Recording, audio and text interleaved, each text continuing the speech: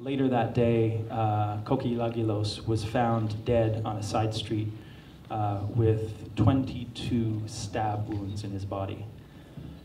Unfortunately, Koki Lagilos was not the only child to be found dead on the streets of Tagum City.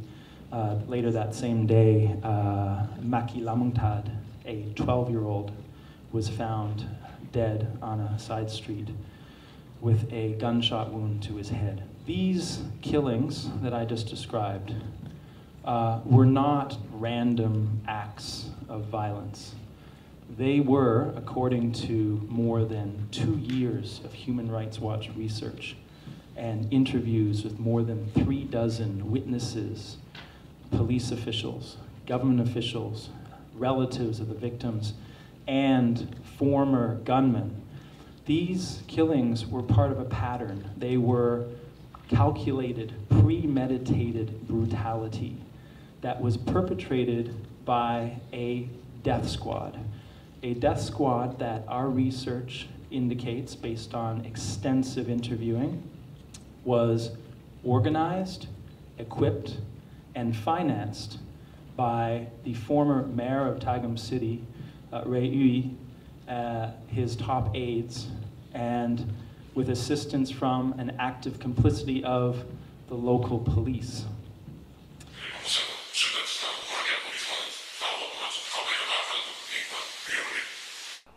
Tinod lang sir, hadlok mo yun mo bangga siya mga tao da sir kay siyempre nalagi niya ang grupo nga tirador sir. Tagum City is in the southern Philippines island of Mindanao. Between 1998 and 2013, it was the center of a vicious death squad which have operated under the auspices of the Tagum City government, specifically the former mayor, Ray Ui.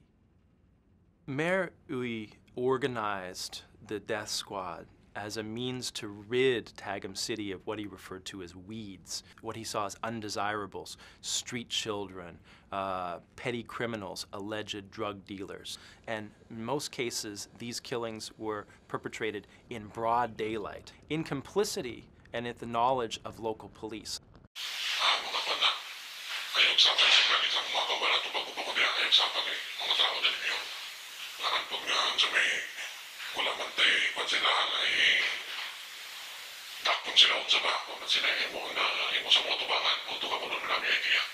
Kay pakanaugan man minlag sa isa ka semana kaduha ka tulo sir. Para daw limpyahon lagi ang tabang katong katong nga preso nga mga kawatan, mga tulisan or katong mga uban pa nga mga kriminalidad dia sir nga.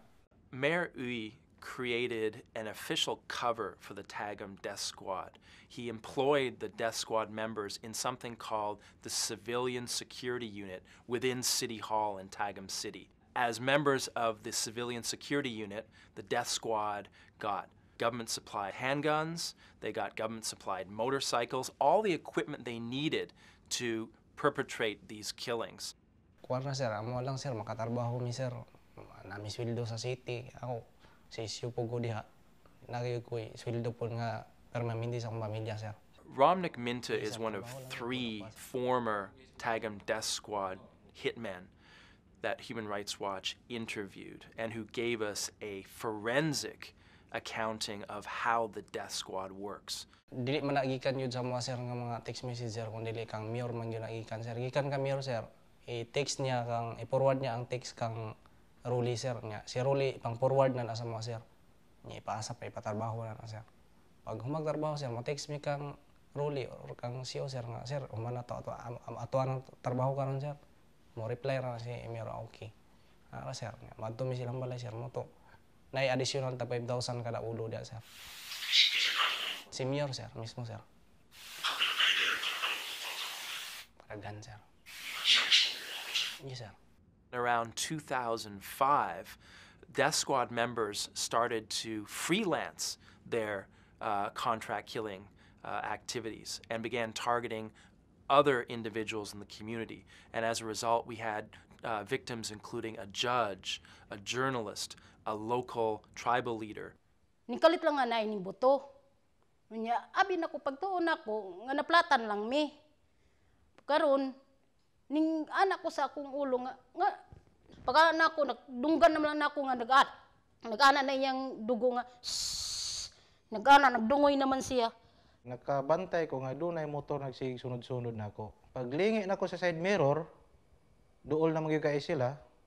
Aksyon kog lingi kay tan-aw na kog kinsa ang nagsunod sa kuha. Buto na lang ako nadungog.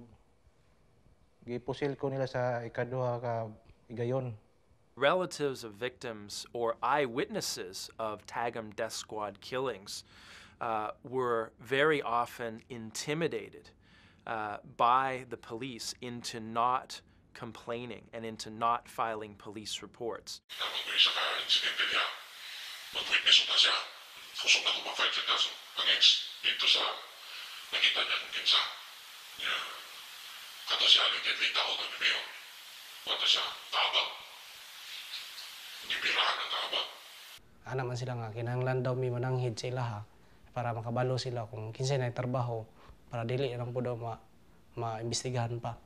Mayor Uy left office in early 2013, but he remains an extremely powerful and influential figure in Mindanao.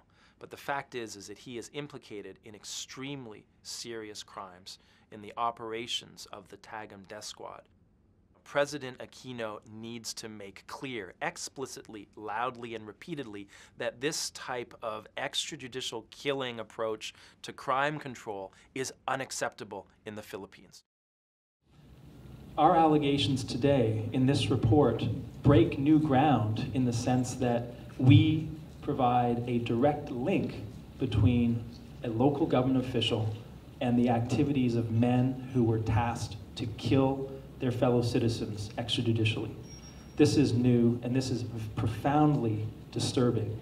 And it reflects how the government, the central government's very passive attitude toward the activities of tough-talking, so-called anti-crime politicians have created the environment for deadly abuses such as those that we have recorded in Tagum City. There needs to be an investigation of what happened in Tagum City. There needs to be an investigation by all relevant agencies, the Office of the Ombudsman, National Bureau of Investigation.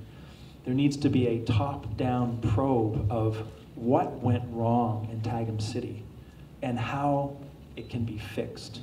Because the most chilling takeaway from our report today is that we know that every day, every week, regularly there were reports of riding in tandem killings in the Philippines.